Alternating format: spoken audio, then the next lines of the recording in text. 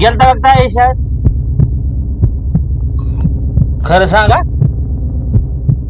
गेलता. गेलता का?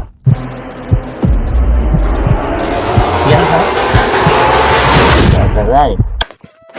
शाळा शिका बाबा, खूप मोठं व्हा, नाही तर आमच्या सारखं नका मोलमजुरी करू. हो, शाळा आणि शिक्षण हे लय महत्वाचे आहे. काय शिक्षण म्हणजे वाघिणीचं दूध आहे, आणि ती दूध जर लेकरं पिली का नाही, गुरगुरल्याशिवाय राहत नाही ते. हो, जात जा बाबा शाळेत. मजलंय ना कृष्णाला, रोज शाळेत जायचा. बघा सर.